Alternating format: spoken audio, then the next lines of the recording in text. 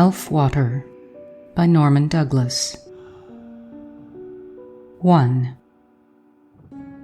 Far away among desolate peaks, in that voiceless wilderness of stone and ice, where the clouds linger, a horde of rivulets, bursting from patches of eternal snow, joined their waters and sped away.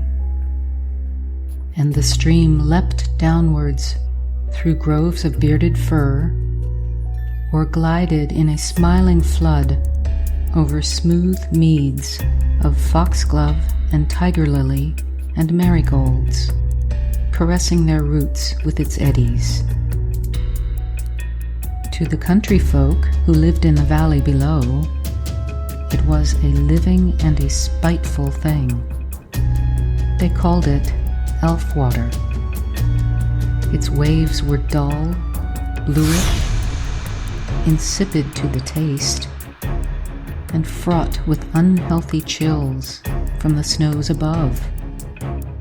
None cared to drink of them, and its shores were encrusted with fanciful stone shapes of grass and moss. Elves work, like the ice crystals on the window panes in December. And none cared to build houses near the water, or to own the fields on either side. For sometimes, in the bluest days of midsummer, the stream suddenly swelled to a furious torrent and overleapt its flowery banks, drowning the lush meadows far and near. "The elves," the old folks would then whisper, shaking their heads. They knew its elvish and wayward tricks, and some of them, maybe, still believed in such creatures. And the young men would come out to view the mischief, and gaze into the sunny sky and up at the hills, and talk together and look wise, secretly wondering. Only one man could foretell the floods. He had lived on the Elfwater all his life. But he is dead long ago. His cottage is deserted. The roof has fallen in. The wooden beams are decayed, and green moss sprouts between the planks of his floor. He used to look up at the hills and see a small, vapory cloud anchored against one snowy peak, and say nothing. Whenever they asked him to explain, he merely smiled, as if the Elfwater kept no secrets from him. Meanwhile, the fair meadows were flooded, and the crops buried, till only a few bright green tips showed above the seething foam.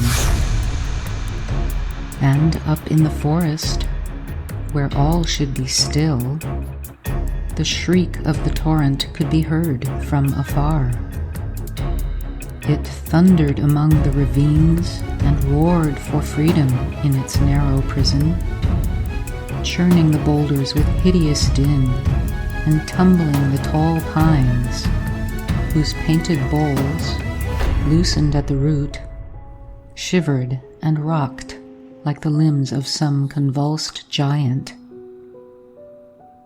The pale wood flowers nodded helplessly in the tawny spray. It was unearthly in its rage.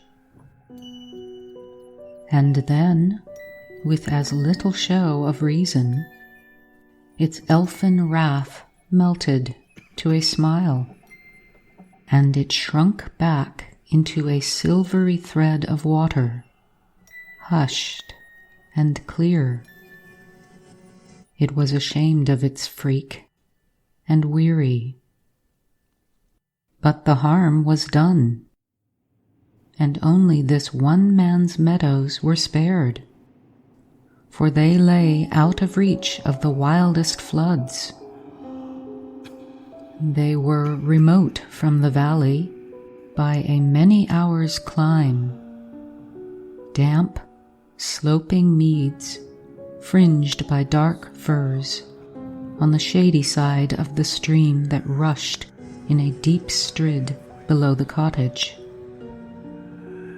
The folks called them elf meadows, perhaps because in times of flood 2 or 3 tall columns of spray could be seen rising up from the gulf below, and bearing some fancied resemblance to white elves or fairies.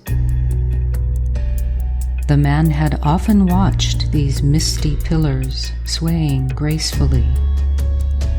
He loved the Elfwater. He had learned to identify himself with all its moods. The ripple of its gray wavelets was the voice of an old friend, a friend of his boyhood. The sound that met his ears in the earliest morning and that charmed him to sleep at night. And he often thought of the days when, as a child, he used to hang over the dim forest pools and watch the bubbles and hearken to rare music streaming upwards from the depths. It was the pebbles dancing in the current, but to his childish ears it sounded like the faint songs of the water fairies disporting themselves on the crystal floor.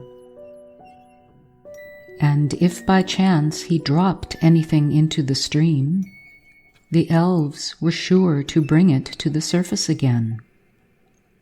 Everyone, indeed, was agreed upon that point. Scythes and axes and sickles that had fallen into the deep pools were always churned up again and found lying on the banks. Sharper than before, the folks said. And once a heavy cart, loaded with hay, was overtaken by a sudden flood and borne away. Next day, wonderful to relate, they found it standing upright and unharmed on the bank. If there are no elves, who had done it? Even the man's old mother was sometimes amazed at these things, although she generally scoffed at the mountaineer's beliefs. For she came from the green plains, far beyond the hills, where the folks are quite different. She laughed at the dull peasants and their ways. She was no dreamer. She knew about everything and believed in nothing. They feared her, but she feared none.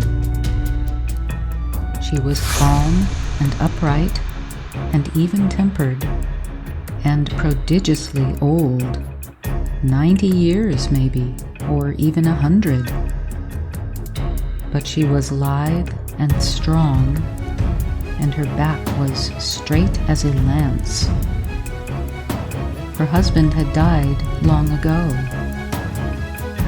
She had lived in that lonely cottage with her son all his life. 2. Will she live forever? He often wondered. He hoped she would die, and that soon. For they hated one another. And yet, strangely enough, both were just and honest, and even kind, according to their lights. And they lived together, both thinking that they were performing a duty towards each other. In that low-ceilinged room, with its wooden wainscoting, stained and blackened by age, they often sat and looked at one another for many hours without speaking a word. "You are your father's child," she would at last say, regretfully. She never reproached him with aught else, for he was a good son, and he never dreamed of vexing her, for she was his mother. And then she would look at him again, and he would look back and say nothing. What should he say? It was true enough. He was like his father in all things. Short and heavy-chested, indifferent to cold and heat, with dark eyes and crafty features that reflected in their harshness the crags and chasms of his home. Slow to laugh, slow to speak, slow to decide. Superstitious, gentle, but pitiless in resolve. A peculiar compound of strength and weakness. She would have wished to herself another son, tall, gay, ambitious, instead of this contented and crooked creature of the mountains. And perhaps she thought of her own home in the rich plains, with their white-domed cities and laughing merchant folk. Did she regret having exchanged them for a hard life among the mountains? Doubtless. But she was never heard to complain of her lot. And, much as they disliked her, none could find an evil word to say of her. She had a sense of duty and an unbending will, such as would have driven her in other times and places to seek a martyr's death rather than yield in her conviction. She had served her husband faithfully up to the day of his death, and although she exacted blind obedience from the child, she never treated him with harshness. But from his earliest youth, he had never understood his mother. And after his father's death, he smiled seldom. He soon learned to close the channels of his heart, to retire within himself, wondering and dismayed, and leaving unspoken many thoughts. Even in the olden days, it had been a strange love that they bore to one another. There was little charity in that house. The old woman, accustomed to have her own way, treated him like a child long after he was grown to manhood. And such was his piety that he seldom dared to cross her wishes. Her mind was stronger than his, but he was warmer of heart.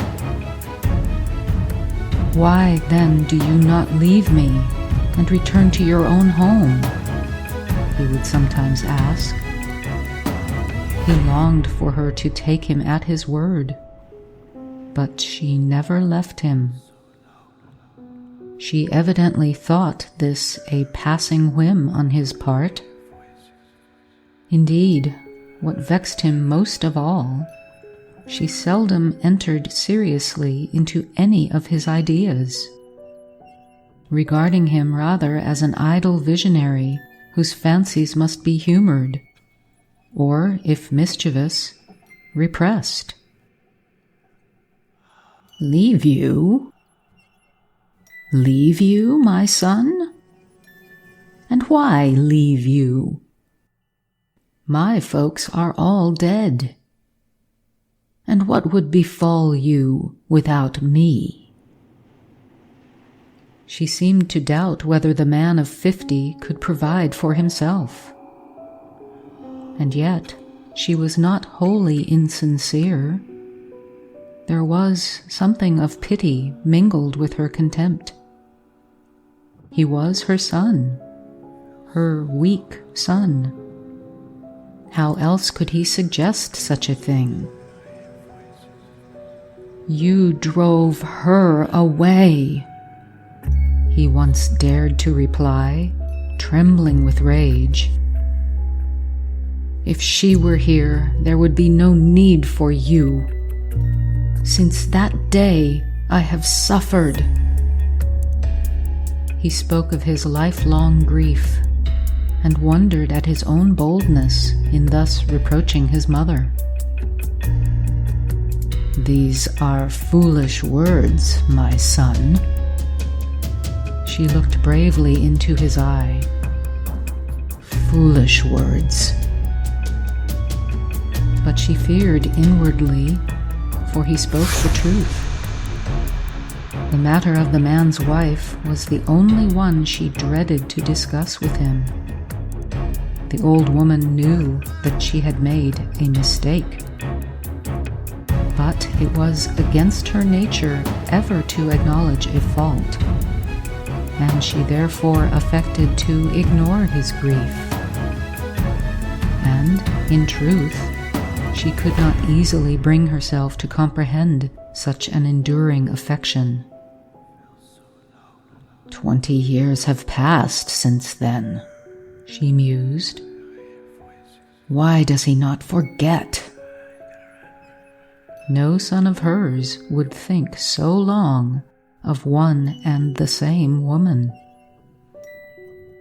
In this one thing, the man had thwarted his mother and brought home a bride who was not to her liking. But the victory had sapped his energy, and he was too weak, or maybe too pious, a common enough story, to profit by it and bid the old woman begone. There followed a few short years during which the mother regained her power over her son and tormented in 1,000 ways the young wife, who finally fled in despair, never to return.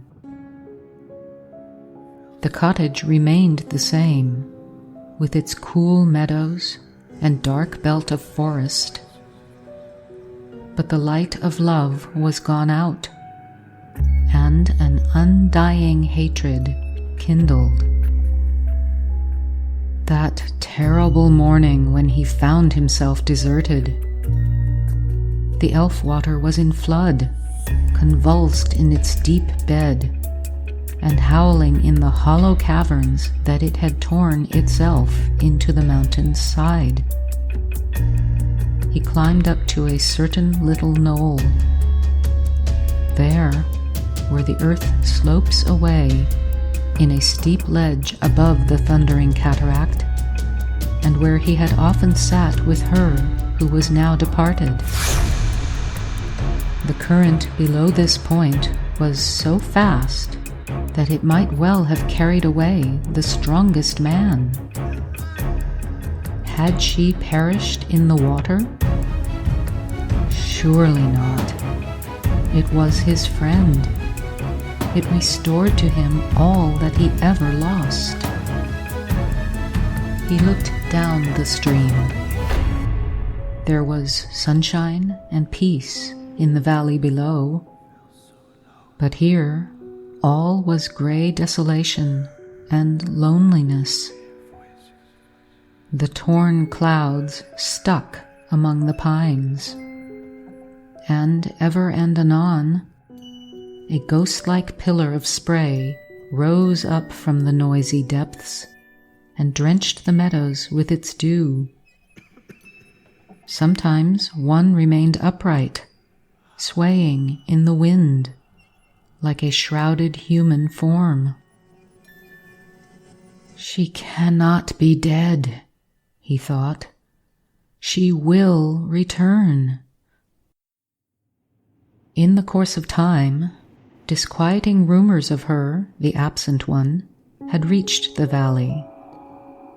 The folks said that she well deserved all that she may have suffered, since she deserted a good husband for no cause. But the man cared nothing for evil reports. He knew the truth, and that it was all his mother's work. He thought of the picture as he had seen it, and each time he looked upon his mother's face, 100 times daily, he was reminded of that other one who had suffered through her. But the old woman always knew the direction of his thoughts, and stared back at him fearlessly, though without unkindness. She knew her power over him, and exerted it freely, returning his look so steadfastly that he often felt the strength oozing out of his bones, as after a long illness. Often they sat thus in that dark room, confronting one another. They stared for long, long hours, striving for the mastery, and never a word was spoken. He longed for her to yield, to confess with her eyes at least. But she never admitted any fault, and there was nothing to be read out of her eyes. They were pale blue, cold and lively as the ripples of a mountain river, and fringed with bristly white lashes.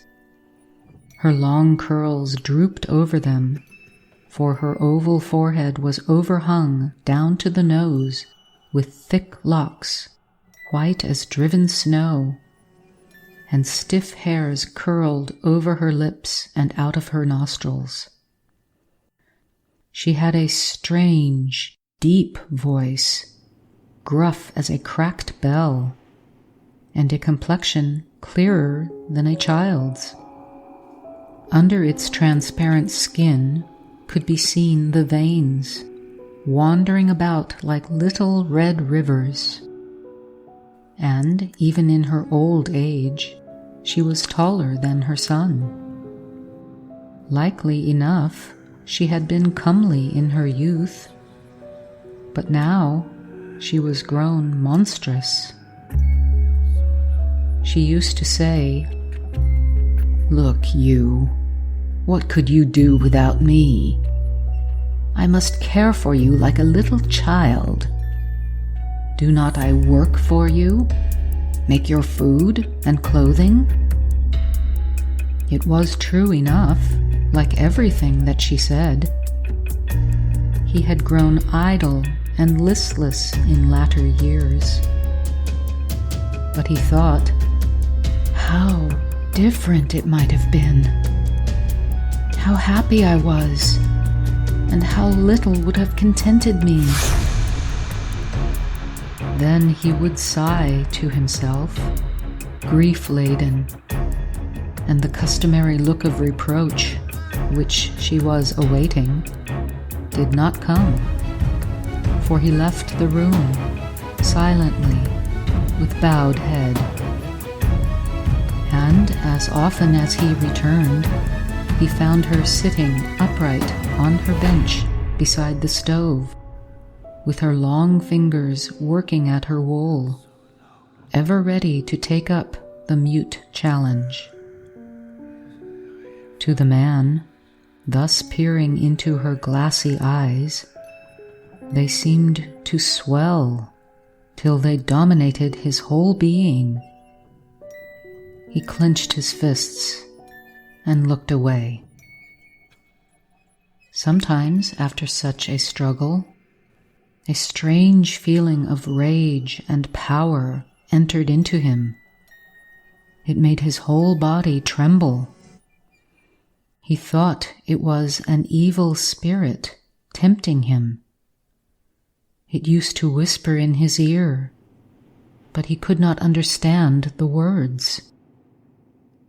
And as the years went on, they spoke less with one another.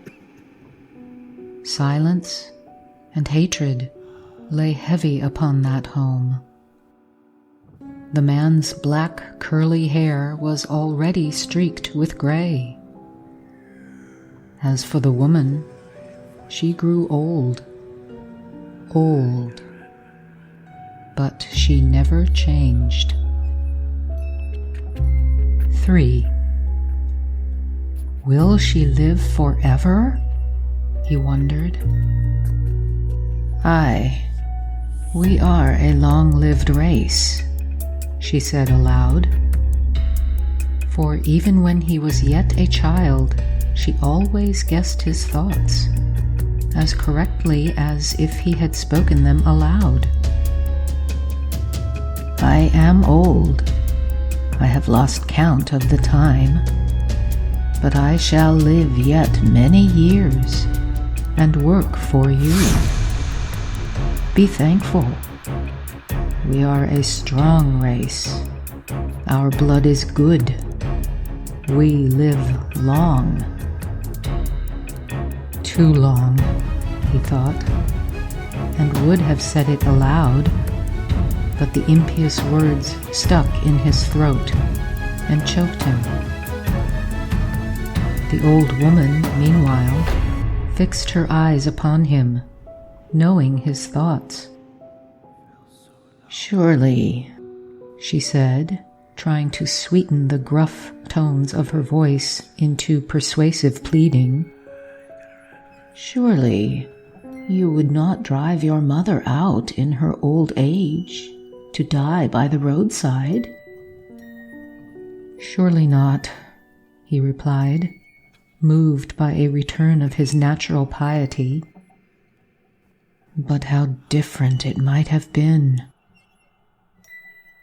As he stepped out of the doorway, he found, lying upon the threshold, a log of wood with some bloodstains upon it and a bunch of gaudy feathers. He recognized the feathers. They were those of a jay. Doubtless the old familiar bird that visited the cottage at times. His mother must have killed it, after waiting for her opportunity all these many years. She hated it on account of its history, for it was the young woman, the absent one, who had caught and tamed it during her short life at the elf meadow. The man, although generally callous to the sufferings of the wild things of nature, was strangely affected in his present exasperation by the sight of these poor remains. His mother had chosen an evil moment. He carried in the feathers and held them before her eyes. Look. I see. Why have you killed it? Because it was thievish. And because I disliked it, she added truthfully. She was never so sure of her ascendancy over him. But he was enraged at the hard words. He thought of the absent one. It was as if a link between himself and her had been cruelly severed. He said fiercely, You killed it, even as you killed her. This cannot endure. All this is foolish talk. Will you never be reasonable? Even as you killed her, he repeated hoarsely. There was a tingling in his ears, and the veins in his forehead suddenly swelled. Then the evil spirit came. It had come often of late, and spoke to him. he understood what it said. It said, "Now." "You killed her. This cannot endure. One of us two shall die, even as you killed her. Do you understand? Do you confess? You killed her. And I will kill you." And for the first time in his life, he seized her in a grip of steel and shook her till the white curls danced over her face. A rain of fiery sparks was falling before his eyes, and he shook on, regardless of her shrieks. How light she was!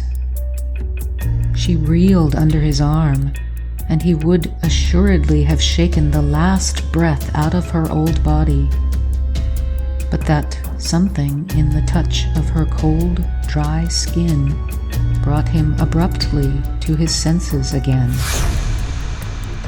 "Let me go," she growled as boldly as she could, gasping with rage and breathlessness. "Would you raise your hand against your mother?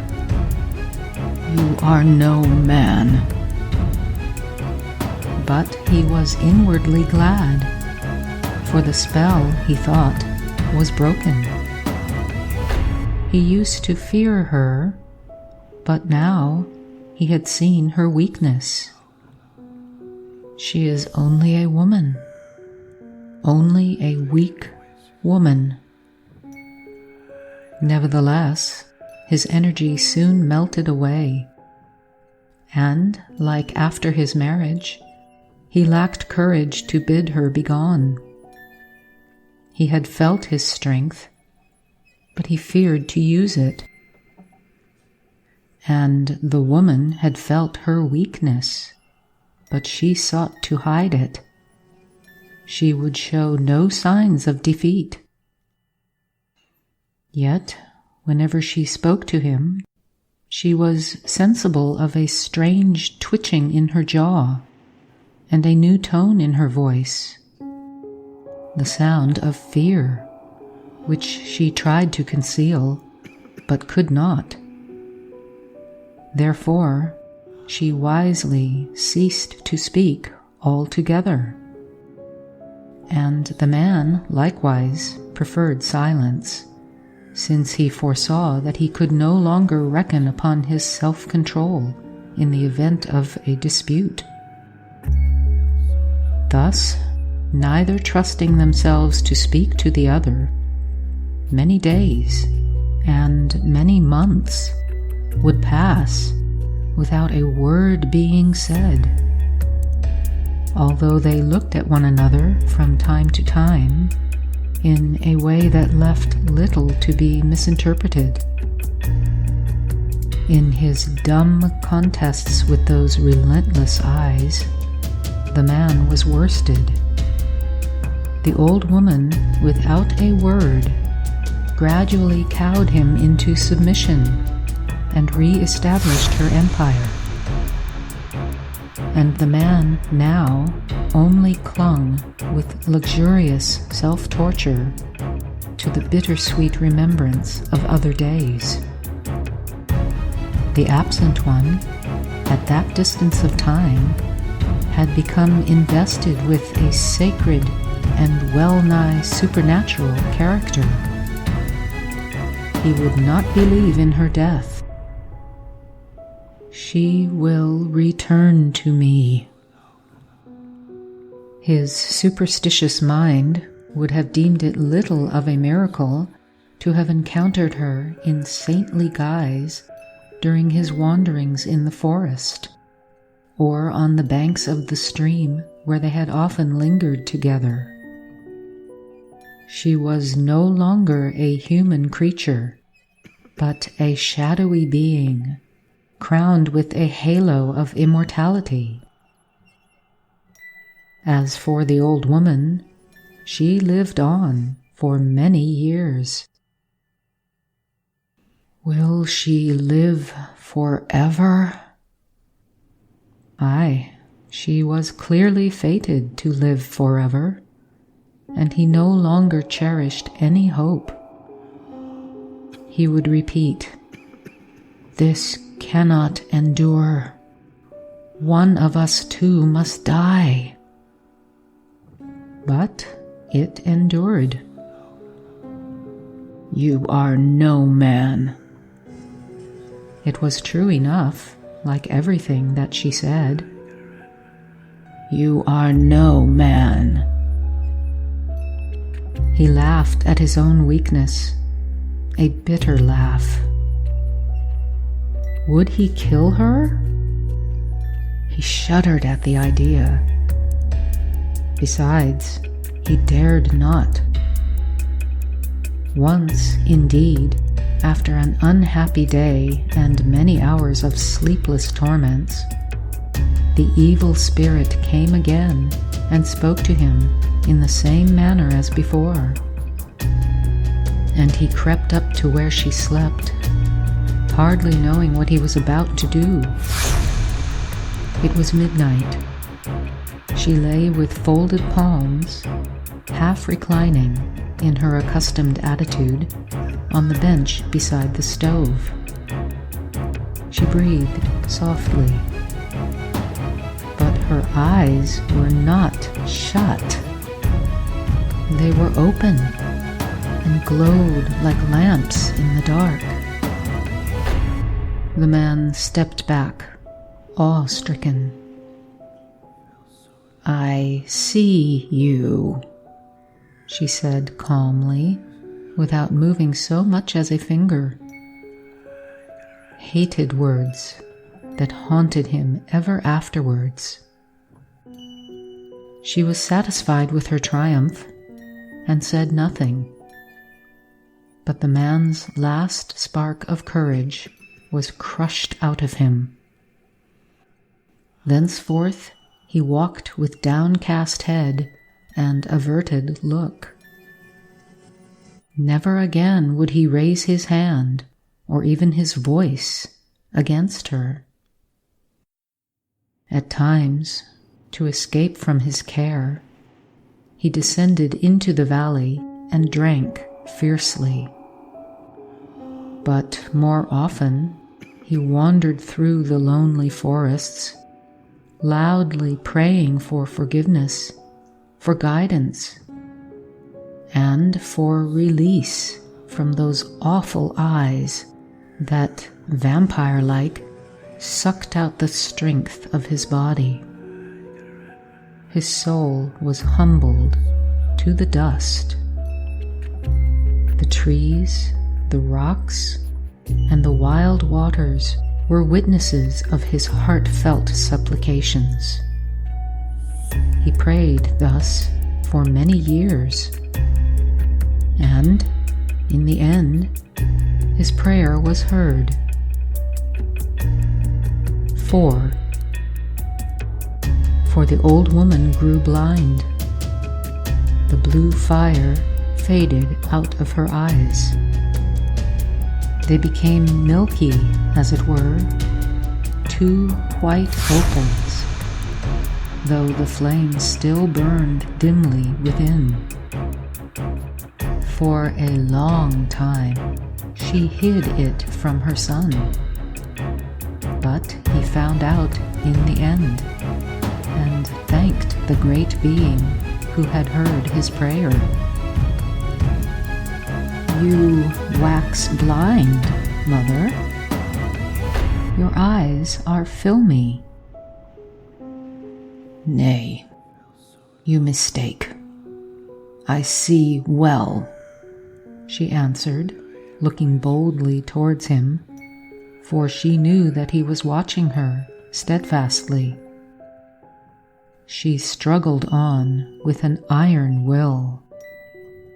Whenever his glance fell upon her, she must have felt it, for she at once stared back into his face, and so steadily that he often wondered whether he was indeed not mistaken. But her task became harder every day, and she began to fear mightily. For although her old body was healthy and tough as an oak, she foresaw that with the darkening of her sight, her power over him would wane. "The film grows upon you, Mother." "I think not. I see my wool," she croaked back. But slowly the crystal of her eye clouded to dull horn. Again he insisted, "You see me less plainly than before," strangling as best he could the joy that quivered in his voice. "I see you well enough." But she saw him not at all. She was stone blind, and when she spoke with her son, there resounded a horrible note of triumph and menace in his voice. She thought, "He will kill me if he discovers the truth." For thus she interpreted his crooked peasant nature. Yet she still contrived to hide her fear, even as he hid his joy, casting about meanwhile for some new device to overawe him. At last she hit upon a cunning and bold deceit, worthy of her fearless mind.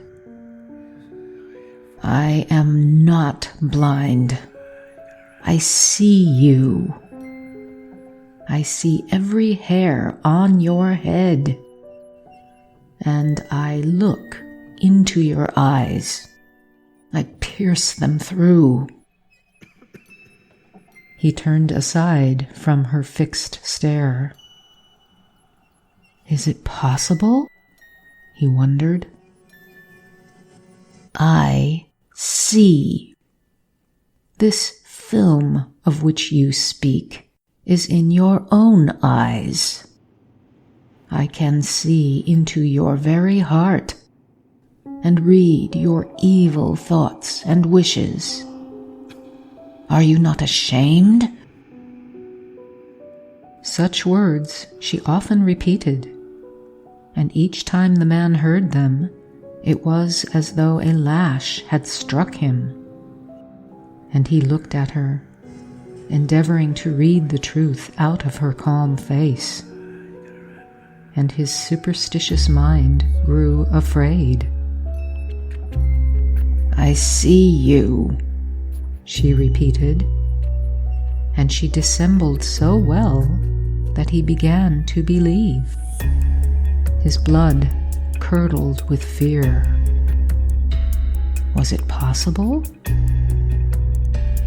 He took to prowling stealthily as a lynx, hoping to avoid her glance, and by taking her unawares, to satisfy himself of her blindness. But she was too quick for him. Her pearly eyes always discovered his whereabouts, and her words sunk into his heart. "I see you. I see everything."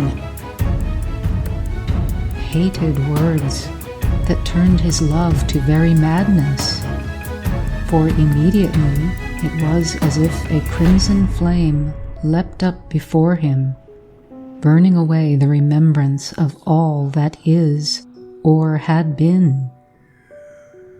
And he held her gently and said, his words sounded like a lesson learned beforehand, "Enough. Come." "Begone, fool! Will you raise your hand against your mother? Leave me, but he only drew her nearer to him. Then the truth flashed upon her, and her voice broke from its troubled depths to a scream that drowned the howl of the wild waters. "Out upon you, monster! You wish to kill me, but I wish to live. Are you not satisfied with my blindness?" She thought by this confession to appease his wrath, but it was too late, and her words were lost. Perhaps he would have obeyed if he had heard, for his piety was fervent. But he saw and heard nothing. There was a din in his ears, as of crashing thunders, and a mighty curtain of blood swayed heavily to and fro before his eyes. He merely uttered that one word, "Come." It sounded dreamlike and distant, as though another man, not himself, were speaking. The woman, undeceived as to his intent, struck out bravely with her arms, fighting like a mountain cat. But he gathered energy from her resistance and picked her up as he would a child, for though tall, she was thin and light, and carried her out of the cottage and across the damp meadow. Her white locks were driven by the wind about his face. The Elfwater shouted for gladness. He returned alone and sat still a while, pondering painfully. It cost an effort to collect his thoughts, for he was still drunken and dazed with the shock of the last hour. Slowly, reluctantly, one by one, the memories crept back, building themselves up into the hideous fabric of his crime. Ah, he remembered it all. But a pallid fear shook him. What if she had not died? And if the Elfwater yielded her up again, even as it yielded up all else? God, if she were still alive, she was strong and active. His teeth chattered, and his eyes remained fixed upon the half-open door, for he dreaded every minute to see her return with dripping garments to the accustomed seat, and then turning to confront him with that leaden stare. But as she never returned, he finally crept across the meadows to the water's edge, peering into the misty depths below. Then he looked down the stream. There was nothing in sight. Puffs of wet breath came up at times from the torrent and cooled his heated head. And then, suddenly, he saw, or thought he saw, a pale gray shape moving in the water far away. Soon it reached the shore and disengaged itself from among the boulders. It stood upright. How tall it was! Its garments were long and clinging, and it climbed slowly towards him, stumbling often among the stones. Slowly it wound itself aloft. It seemed to be weak, for it paused at times to gather strength, or to bethink itself. Was it a spectre? Surely not. Surely it was his mother, escaped alive from the whirlpools of the Elfwater.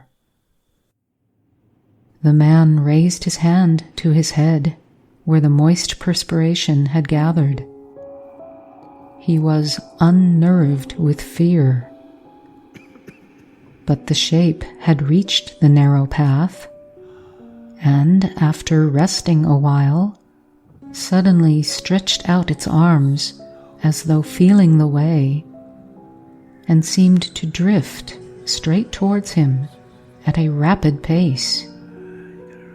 It had evidently made up its mind. It came nearer. He waited no longer. He was seized with a blind, unreasoning panic and fled upwards past the cottage into the deepest shades of the dripping forest, and never so much as stopped to look behind him, for he felt that it was pressing upon his heels. And there, sheltered under a huge fir, he remained many hours, terror-stricken. Evening closed in upon him, but at last he reasoned away his fear and turned his steps homewards in a quieter frame of mind. And yet he could not rid himself of the notion that the horror was somewhere near at hand, lurking in the darkling shades. He would gladly have shouted to reassure himself, but he dreaded lest the sound of his voice might start it up before his very face. And as he silently walked on, his alarms grew apace. Like a startled child, he dared not turn his head, but walked faster and faster through the dark trees, till, on the meadows, his pace increased to a run, a horrible, breathless race. He entered his home and looked around him, fearful of some unspeakable calamity. The shape had arrived before him. It sat, upright and stern, on the accustomed bench, and its eyes, those awful eyes, stared at him with fixed determination across the darkened room. They seemed to say, "One of us, too, shall die."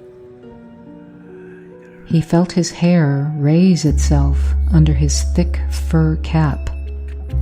He would have fled, but his feet refused to move, and there began a strange throbbing in his head. He was constrained to stand still and gaze. Aye, it was his own corporeal mother. Her clothes were dripping, and a little pool of water had collected on the floor. She remained immovable as a rock, save for an occasional spasm of shivering. She had apparently not yet heard him. There was a line of human suffering about the mouth, as of one who would weep but cannot. And the man saw a small stream of blood oozing from a wound on her head. It trickled slowly and stained her white locks with crimson drops. At that sight, there fled across his disordered mind a shadow, a fleeting mockery of the former feeling of love and contrition. But the old woman made a slight movement. She must have become aware of the human presence, and she deliberately opened her mouth to speak, no doubt, the hated words. Her spirit was unbroken. Then the man, by a last effort of will, tottered forth, vanquished. His temples ached fiercely. Bereft of reason, he strayed into the gray twilight, to the water's edge. And lo, not far away from a certain little knoll, there, where the earth slopes away in a steep ledge above the thundering cataract, another frail white shape floated lovingly towards him. It came nearer, delicately, and enveloped him in its dewy shroud. At last!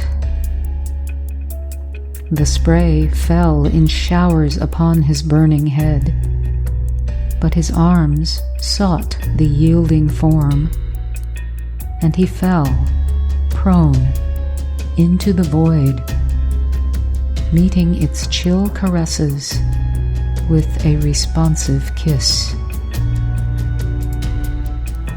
End of Elfwater.